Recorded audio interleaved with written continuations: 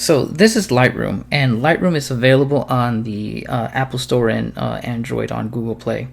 Now, I am going to cover how to do a video on black and white and in color photography. Now, the only tools you have to worry about is light, color, and effects. Don't worry about anything else, and definitely never use auto. Okay, so let me try to go with a color edit first. Now, you're going to use all of these here: exposure, contrast, highlight, shadows, whites, and blacks, and then curves afterwards. Okay, so you want to either make the photograph lighter or you want to make it darker. In this case, I would like to make it just a little bit darker, just a little bit. And notice how much of a difference it made. You're always going to want to increase the contrast. And we'll talk about contrast on the lesson. Then we have highlights. Highlights is what's going to work on here. So notice how it's a change. And so in this case, I want to make it a little bit darker.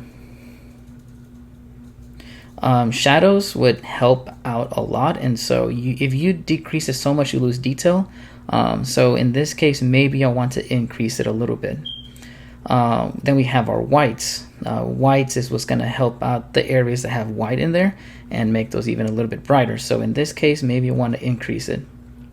And then we have our blacks. So blacks, we want to decrease it a little bit to kind of help out with the contrast. And then we go with curves. Now with curves, the best thing I can tell you is to kind of make it into a slight S shape. Don't do too much, but maybe just a slight S shape. Okay, and we're done with that. Now, if you want to go back and just add a little bit more contrast or maybe a little bit more of a exposure, that's entirely up to you. I'm probably going to leave it to this.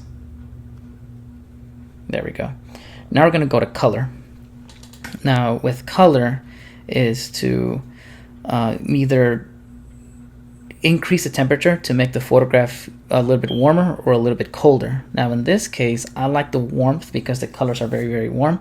I'm going to increase the temperature. Vibrance is to make the colors vibrant or make them dull. I'll leave that alone for this photograph.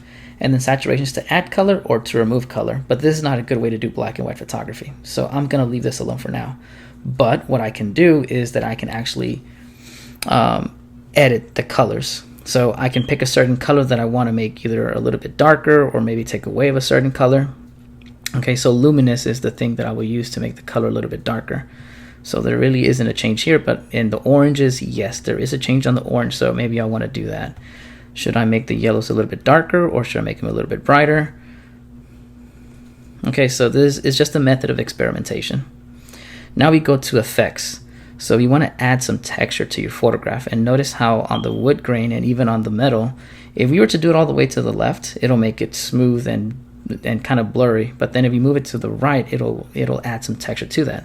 So never ever go full 100. Same thing with clarity. Clarity will make it blurry, but we want to add some texture to that. Now we want to add some vignette. Now dehaze, it's up to you if you want to use it. So let's kind of add a little bit of dehaze in it. And then the vignette will be the burnt edges. So right here, we'll add some burnt edges there. The midpoint is for the burnt edges, like how close to the middle you want it. Feather, I always do 100%. And then the roundness is as to how round you want this to look like. So if you make it to the left, it'll basically spread out more. And if you make it to the right, it'll enclose it in also. That's all the things that I would use. You can go back and make some changes to it. Honestly, I am going to... Oh, no, I went back to auto. Okay, there we go. I never use auto. I will probably make it a little bit darker with the exposure because I want the detail to show on the wood grain. There we go. Maybe at 29. So once we're done, we're going to go to this square with the arrow, and you're going to export to camera roll. And the photo successfully in there. If you want to see it before and after, just leave the screen pressed and you'll have your before and then you'll have that your after.